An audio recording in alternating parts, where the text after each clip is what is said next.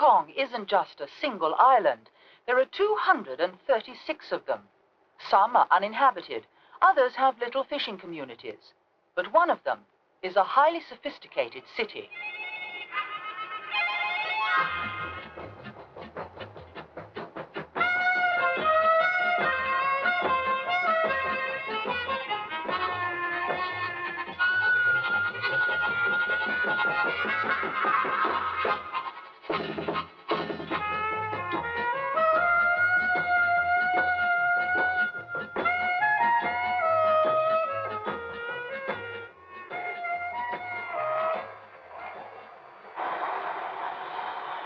Speaking again, ladies and gentlemen. We're starting our descent 10 minutes into Hong Kong Airport. The weather there is still fine. We expect the landing at 3:40, subject to any possible air traffic delays during the descent. We'll be in the terminal area with the doors opening at 3:45. Anyone who knows how much I hate flying will realize just how keen I am to get to Hong Kong. I've endured 24 hours on this aeroplane, and at last we're on our final approach to the airport that even pilots describe as the hairiest landing in the world. Approaching 3 miles an hour. The city is built on the side of a mountain range which sweeps right down to the sea, so the only way in is between the mountains and the skyscrapers, and the only place for a runway is in the sea. Roger, you are cleared to land. 13012. The RAF claims it's the only major airline that has never had an accident. And as we weaved in and out of the skyscrapers, I hoped that the record wasn't about to be broken.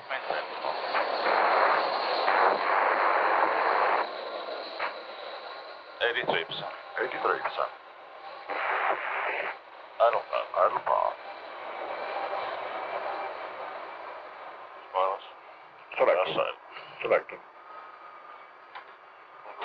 Selected. Long before there was a runway in the sea or skyscrapers on the mountainside, people were living down there in the harbour, but living on the water, not on the land. And the same people are still there today. This is not only a harbour for fishing boats, but a complete floating village of 100,000 inhabitants. These are the water gypsies, the tanker people, which means the egg people, because once they paid their taxes in eggs, but they never had any cash. They are fishermen who despise the land so much that at one time a man could be born on one of these boats and live his whole life afloat, until in the end a coffin boat would take him away to be buried in the earth that he had always spurned. Today, the water people often go ashore. Most of the children are born in hospitals on land and go to schools ashore as well. But not all. There's just one floating school left, which is in the Yamati typhoon shelter. It's run by a Christian charity, and it consists of 2 boats and has 240 pupils between the ages of 5 and 15.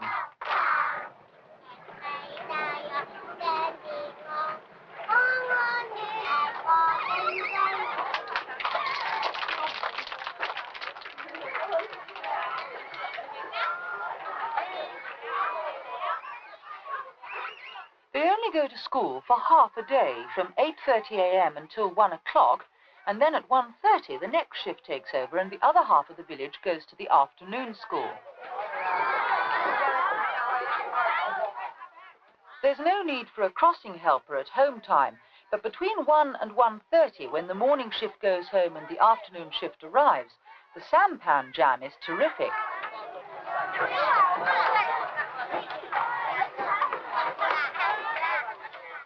I took a little boat rowed by an octogenarian taxi driver and, accompanied by Helen Tang, our Cantonese interpreter, went to have a closer look at the floating village and the people who lived there. We're on a sampan now, aren't we? Yes. What is this? Just a taxi that rows everybody around the harbour? That's right. Transportation. Look, the voice thing. Kites? Oh, yes, look, there's lots. One there.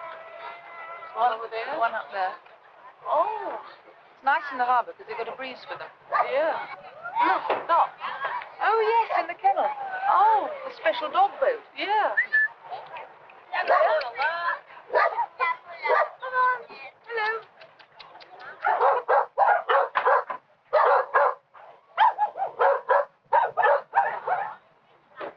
Hello. Look at the little one here. yeah. Oh, In she's case you tied fall up, is down, she? yeah. Oh, yeah.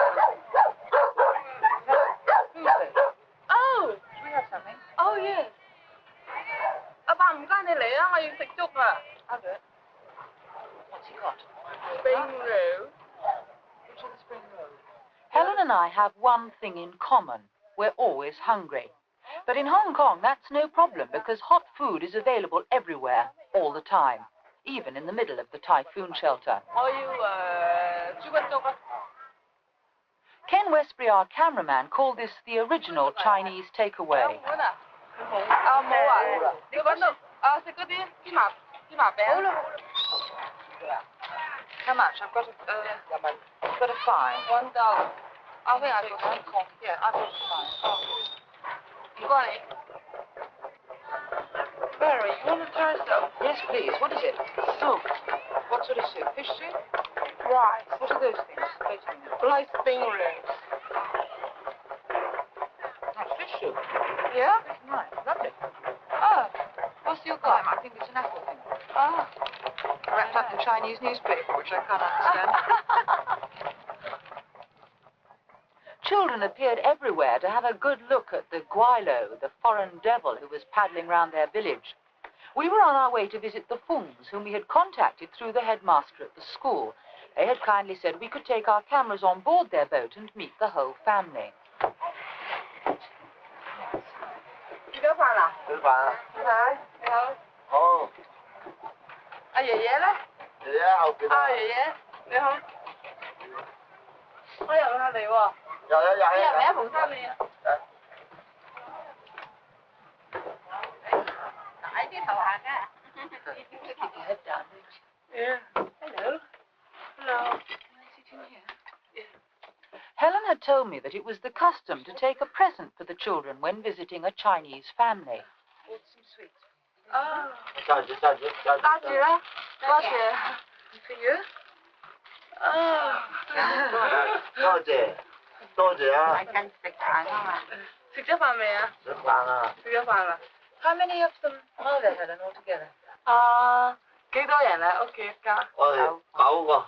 9 family and 1 grandfather, yeah. Now, how does he make a living? Is it by fishing? 你哋係攞魚生活㗎嗬？係啊。 Yeah, 落雨啊！係咯。夜晚落雨入口啊瞓覺。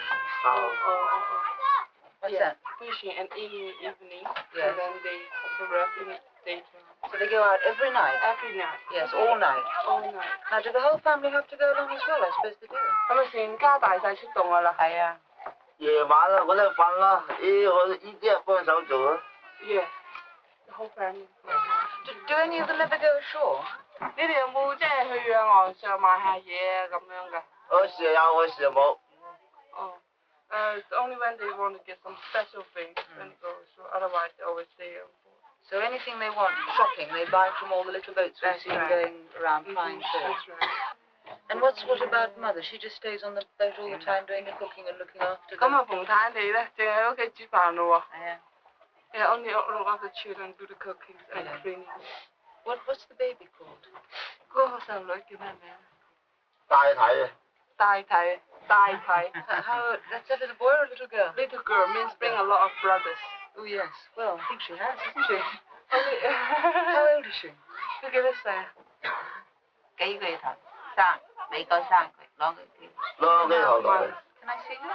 我哋睇你有啊。 Where do they all sleep, Helen? It's not a very big boat, is it? Yeah. 馮丹，你哋瞓覺喺邊度瞓㗎 ？Inside is a bedroom. Yes. Do the children sleep in one bedroom and do they use this room for sleeping at all? 啲細路仔，你哋用唔用呢間房嚟瞓覺㗎？有。They use both rooms Yeah. because they have so many kids. So do the adults sleep in one room and the children in the other? Yes. And what about the cooking? Where do they do that? 咁你煮飯喺邊度煮啊？And then there's the kitchen, a little kitchen. The bit that's not covered up. Is it? Yeah, that's right. And what about a loo or anything like that? Don't洗手間點啊 ？Also in the bed, so little. I've got a Yeah. pocket. They don't have to go over the side. Well, it's very nice of them to have us on the boat. I do appreciate it. Will you thank them very much 好 indeed? 吧。多謝你啊，馮太，馮生馮伯伯，多謝晒俾我哋。真係好閒啊。哦，唔該你。 When they leave the harbour in full sail, the junks are transformed from family dwellings into tough ocean-going fishing boats. To protect the whole family from the dreaded typhoons, every boat carries a shrine to a goddess.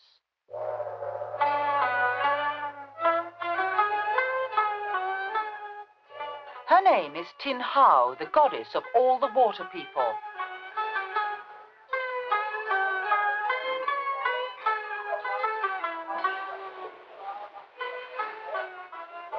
This majestic statue of Tin Hao stares out to sea at Repulse Bay. Behind her is the lifeboat station, very appropriately, because Tin Hao is traditionally concerned with saving life at sea. 1,000 years ago, the legend tells us, Tin Hao was born on a day when the ground turned purple, a strange light shone in the sky, and the air was filled with fragrance.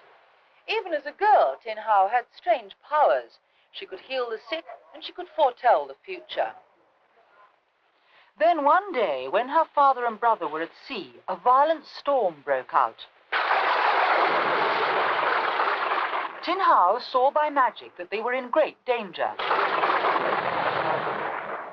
Immediately, by a miracle, she moved over the waters to their rescue, braving the hurricane. She rescued her father from certain death, but for her brother it was too late. He was already drowned. At once, Tin Hao, his sister, dived down to the depths of the ocean and rescued her brother from a watery grave, a fate entirely horrific to all true Chinese. Tin Hao was honored as a saint in her own lifetime, and after she died, prayers were addressed to her for safety and good weather at sea, and her blessing sought for every boat putting out of harbour. And to this day, every year, on the 23rd day of the third moon, the water people celebrate her birthday.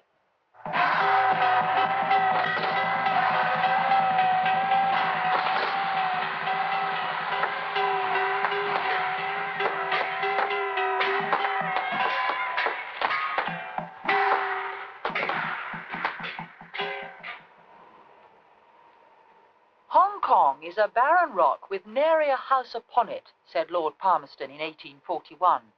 In those days it was more or less true. Anyway, it must have eased his conscience when he acquired the island in the name of the Queen in 1842. For 133 years ago, Hong Kong became a British possession. The Union Jack was run up on Flagstaff House, the residence of the commander of the British forces, and it's still flying there today. Hong Kong was vitally important to the British. Their empire was expanding, free trade was booming, and they urgently needed a base for commerce with China. For centuries, wealthy Europeans had been fascinated by China, ready to pay high prices for its silk, its tea, its ivory, and its jade. Rich profits were ready for merchants, ready to take the chance, but trade was impossible because there was nothing that the Chinese wanted in exchange.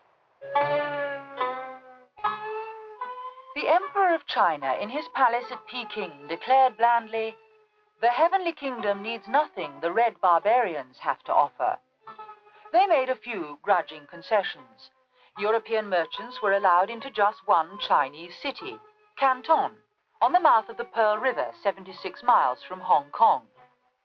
In Canton, the merchants were fenced in with regulations, forbidden to enter the town or trade directly with its citizens. A handful of Chinese merchants controlled all their deals, and they were ordered to squeeze the foreigners as much as possible and send the emperor a share of the profits. The British longed to deal with the Chinese themselves, and they found these conditions intolerable. They appointed Lord Macartney as ambassador to lead a special mission to ask the emperor for better terms. In 1795, his ships lay off the China coast. "I shut my eyes," he said tactfully, "to the banners they fixed to our masts, declaring, 'The King of the Barbarians sends tribute to the Emperor of China.' But mandarins from the court waited for him on shore and explained with great politeness the traditional ceremonies for anyone being received by the emperor. The great difficulty was the kowtow, the acknowledgement that the emperor was God, the Son of Heaven. Everyone entering his presence had to kneel on both knees and strike the ground with his forehead 9 times. Lord Macartney explained politely but very firmly that the ceremonies in his country were different, but that he would be proud to greet the Emperor in the same way that he would greet his own king in England. At last, this was agreed to, and a day for the audience was arranged. To placate the Chinese, Lord Macartney dressed in his grandest style in a velvet coat with the mantle of the Order of the Bath. This cartoon marking the occasion later appeared in the London Chronicle. The Emperor came in procession with banners and standards. Seated on a palanquin carried by 16 bearers, he advanced to meet the ambassadors. They all moved to an open pavilion where they exchanged gifts and partook of a most sumptuous banquet. An entertainment was presented for them which went on for more than 5 hours.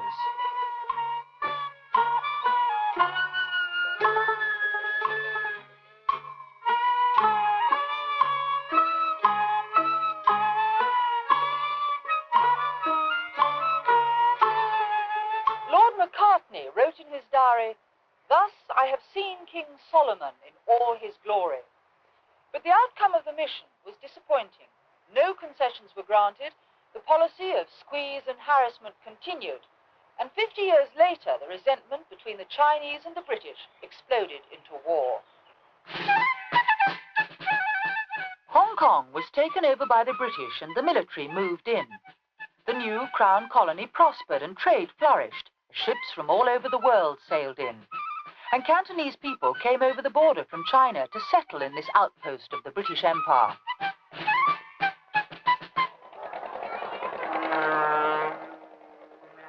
Hong Kong is Chinese for fragrant harbour, and the island is separated from the British part of the mainland by half a mile of water. All day long, the busy Star ferries ply between Hong Kong Island and Kowloon on the mainland. It cost about 2.5 pence first class, which is the cheapest, if not the only cheap thing in the colony. Hong Kong is no longer the bargain basement of the world.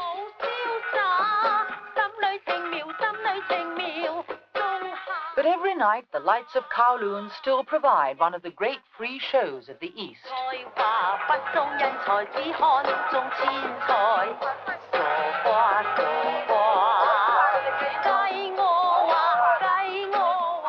Helen said she'd take me to a place where you can still get a bargain. It's a ferryboat car park by day, but every night it's transformed into what the Chinese call a poor man's nightclub.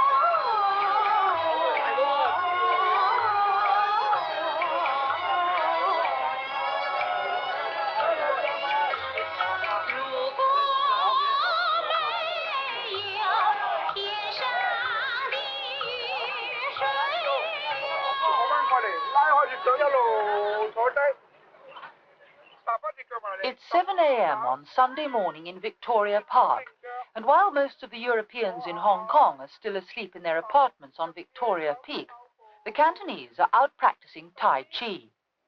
Tai Chi is not a religion, but an exercise, and yet like so many Chinese things, there is an air of mysticism about it. It's the triumph of mind over matter. Every morning, from first light, the park is filled with people going through their strange and mystical exercises. The Chinese say that those who practice Tai Chi will gain the suppleness of a child, the health of a lumberjack, and the peace of mind of a sage.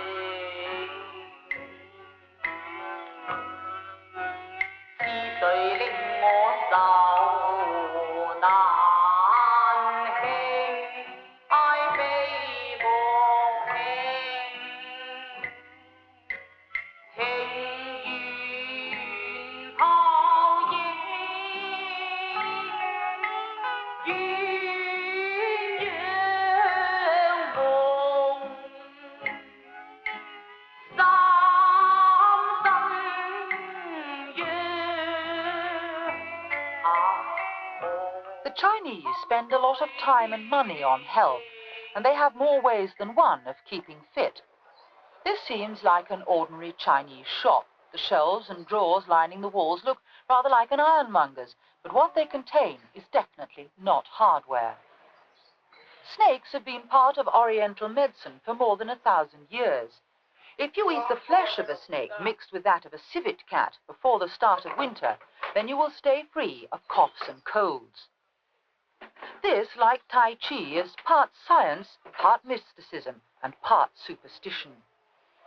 The snake is a lithe and supple creature, so a medicine from a snake will cure your rheumatism, lumbago, arthritis, and all the diseases that lock the joints. One day, Helen told me that she had a headache and wanted to take a prescription to the chemist to be made up. The prescription from her doctor was much more attractive than the indecipherable Latin scrawl I get from my doctor at home. The chemist, too, was producing much more bizarre medicaments than I normally get in my chemist in the Earl's Court Road. In the temple, the priest will give you the prescription for the medicine. Can a priest diagnose what's wrong with you? Yeah, Wednesday. Helen told me that the chemist dispenses not only prescriptions from the doctor, but medicine prescribed by the goddess Tin Hao as well. Tin Hao doesn't write it out herself, but if you pray at the Tin Hao temple, the custodians there will write out the prescription on her behalf. Boil them for about 2 hours. It all sounds very strange to us, but the Chinese are open-minded. They have proprietary Western medicine just like we do, but as we know, they don't always work. And there's always a chance that the Tin Hao remedy might do the trick. Anyway, they consider it's worth a try.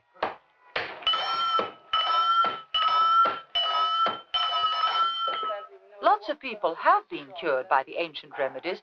The Chinese aren't going to turn their backs on something that's been going on for thousands of years.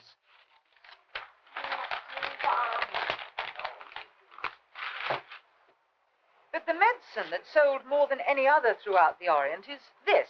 It's called tiger balm, and it's supposed to cure almost anything. On the instructions, which come in Chinese, Malay, and English, it recommends itself for all sorts of things. Toothache, headache, lumbago, itching, insect bites, rheumatism, sprains, pains, and muscular aches. I don't know how much the inventor made out of tiger balm before he died, but he gave away $20 million to charity. He was all Boon Ho, the great Chinese philanthropist, and he gave away 60% of all his profits. I made my money from the public, he said. I should spend it for the public. One of the ways that he spent it was the creation of the Tiger Balm Gardens here in Hong Kong. It's a sort of Oriental Disneyland with religious statues mixed up with cartoon animals and figures from Chinese history. In the middle of it all is a memorial to Aw Boon Ho, who died, so we are told, in Honolulu at 8:45 p.m. on the 5th of September, 1954. Chinese millionaire, philanthropist, and creator of Tiger Balm.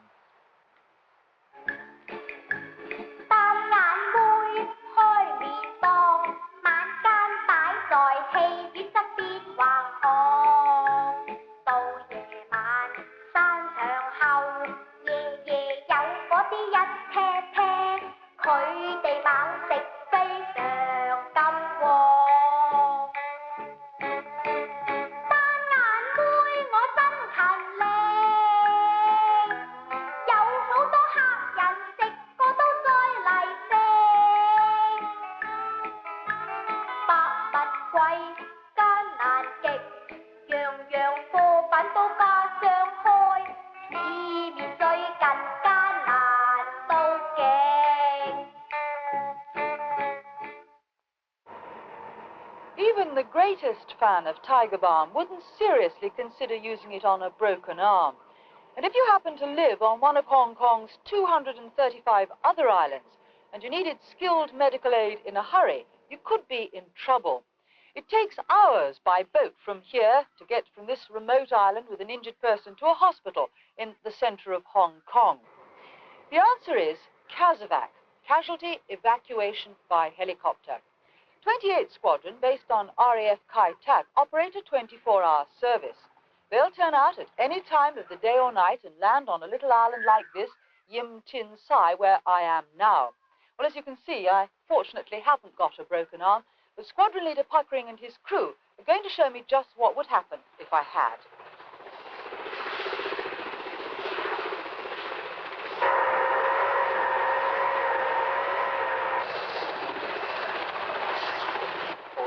Coming in nicely, good party on the ground. Forward 4, 3, forward 2, forward 1, steady, steady.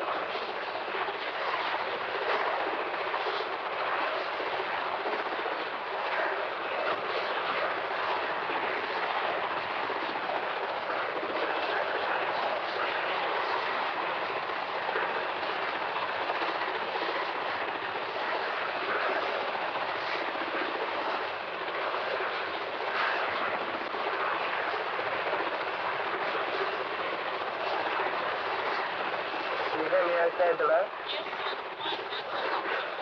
Okay, and you're feeling okay? Good. Okay, well, we'll soon do that.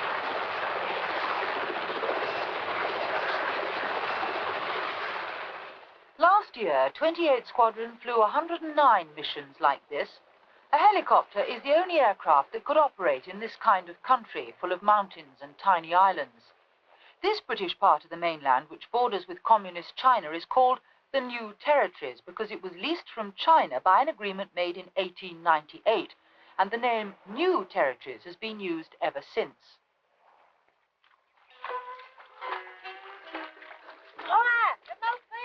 Here, time has stood still, and the old way of life, fast fading in communist China, goes on undisturbed. These few square miles of fertile land, once known as the Emperor's Rice Bowl, are the last remains of ancient China.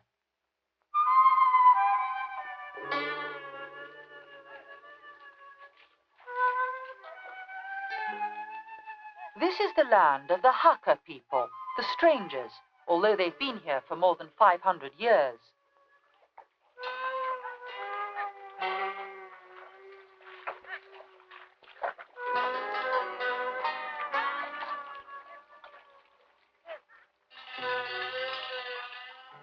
The villages are scattered, and some of them have walls built round them as protection against marauders from the hills. This is the village of Kamteen, which means perpetual harvest. Everyone who lives in the village is called Tang, and that has been so for more than 9 centuries. Long ago, the Emperor Sung Ko-chung took as his second wife the gentle and beautiful Fu Cheng, who was a talented painter. They had a daughter they called Sung Kei.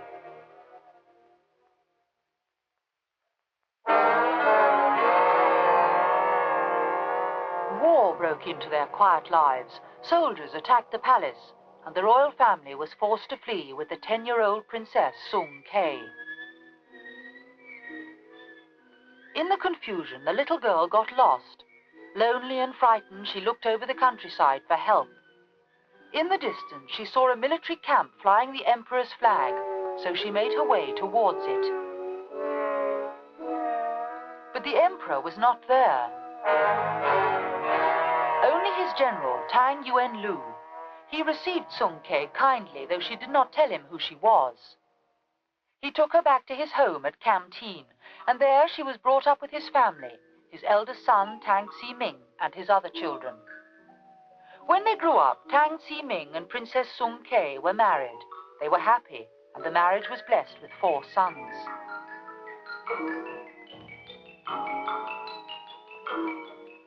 Many years passed. Peace was restored to the troubled land. A new emperor, grandson of Sung Ko-chung, now ruled. Sung Kei, who had become a widow, came to court with her 4 sons and made herself known to the emperor. He greeted them with honor and kindness. He gave the sons posts at court and grants of land near Kamteen. He bestowed on Sung Kei the honorable title of Emperor's Aunt and made her a gift of the pictures painted by her mother that had long been treasured at the palace.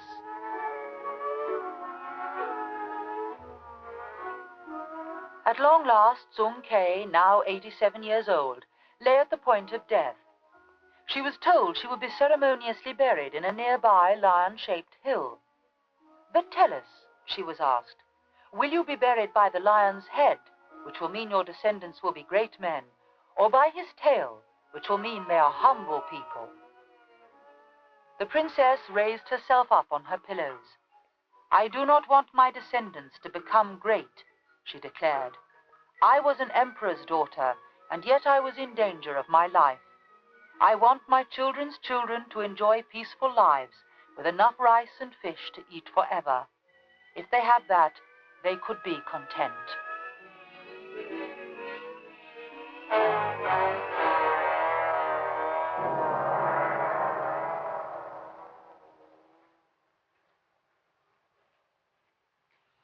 That was nearly 900 years ago. The Emperor's aunt was buried far away, but here on this hillside a monument was built for her, where her memory is honored by her descendants, who to this day live in the nearby village of Camteen. We were very fortunate because Helen, our interpreter, is herself a member of the family of Camteen. Her name in Chinese is Tang Oi Quan, which means love a lot of people. These iron gates, built by Tang centuries ago, guard the only entrance through the solid stone walls. Helen has a daughter who lives with Helen's mother in the village, and she was very keen for me to meet them both. My mother, Monica. Does your mother speak English? No. Only say hello. Hello? Louis, Hello. hello. Hello. Can we get a kiss? Give Auntie a kiss. Hello. Does she speak English? No, only say one more. It seemed very odd that Helen, in her fashionable Western clothes, should be related to these people who looked as though they'd stepped straight out of ancient China. But it didn't worry Helen a bit. She was pleased to have a good job in a smart, air-conditioned office, but she was also extremely proud of being a Tang of Camteen. And now we are going to Hong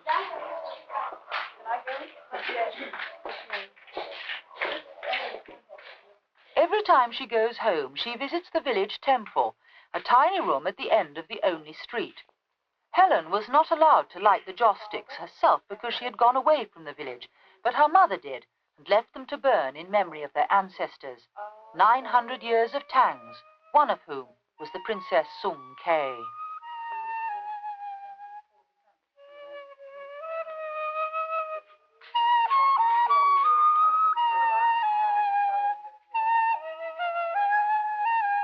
All Chinese people revere their ancestors, so much so that there is a special public holiday set aside for them to visit the graves of their dead families.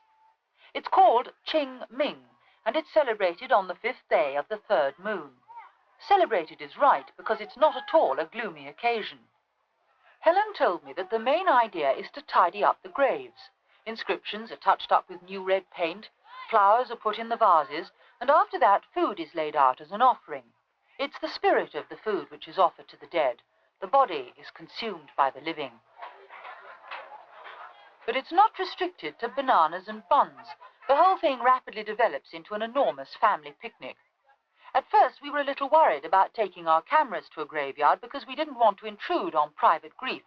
But this party insisted on our sitting down by the graveside and joining in. This is typical of the Cantonese, who are not the inscrutable Orientals I had expected, but very gay, noisy, hospitable people.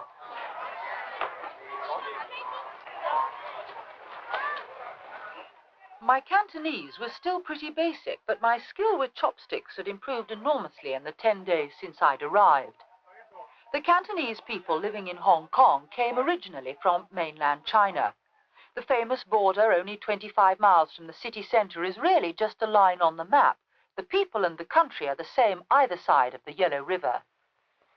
At one time, you could get a train from Hong Kong straight through to China, but not anymore. The furthest you can go is Lo Wu, the last stop in the British Crown colony.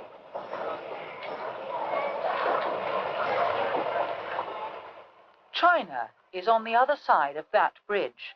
The railway lines run across it, but no train has travelled along those tracks for a quarter of a century.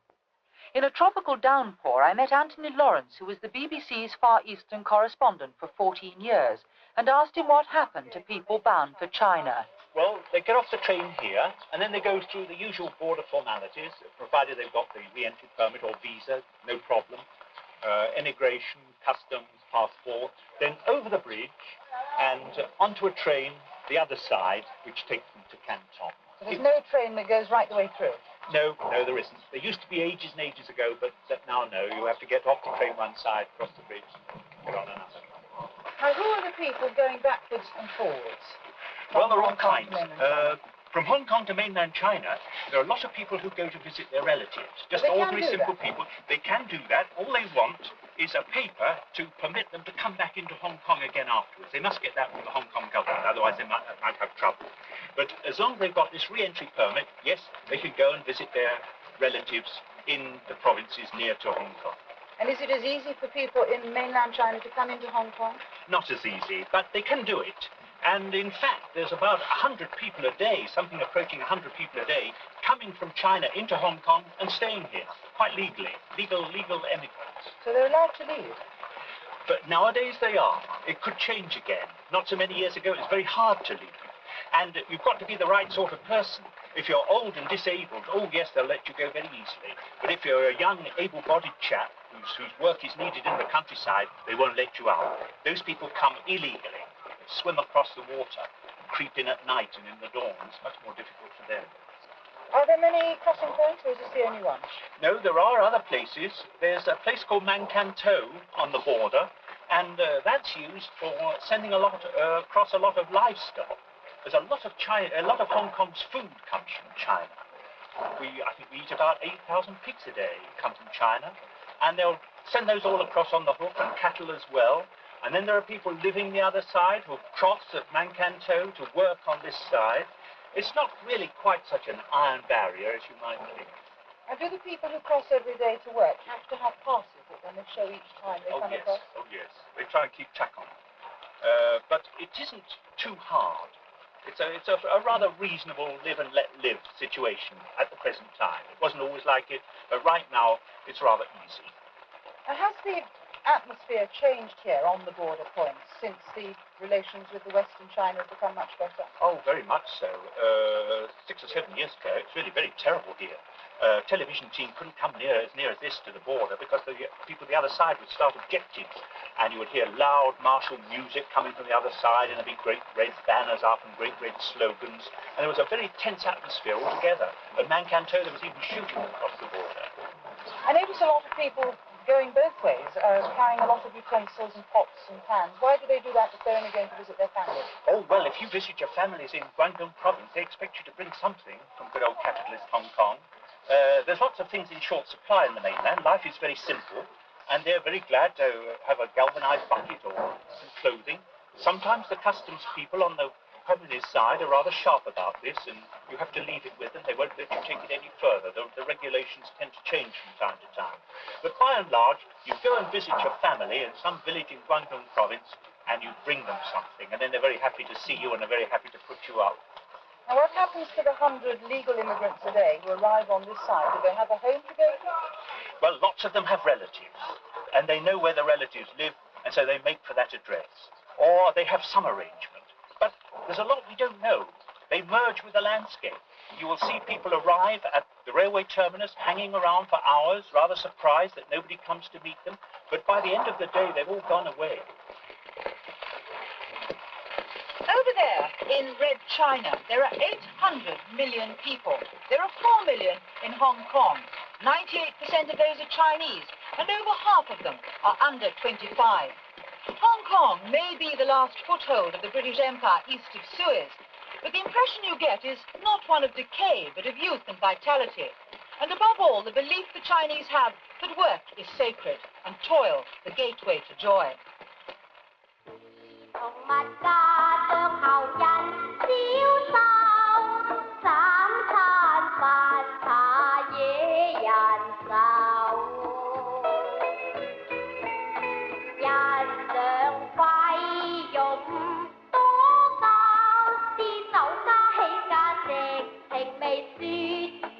Gõ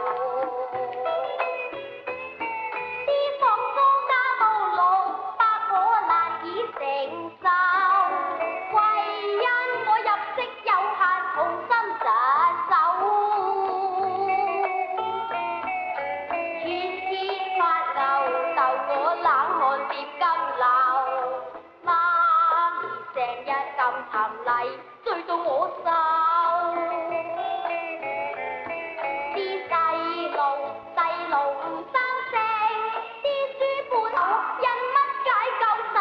没藏呀。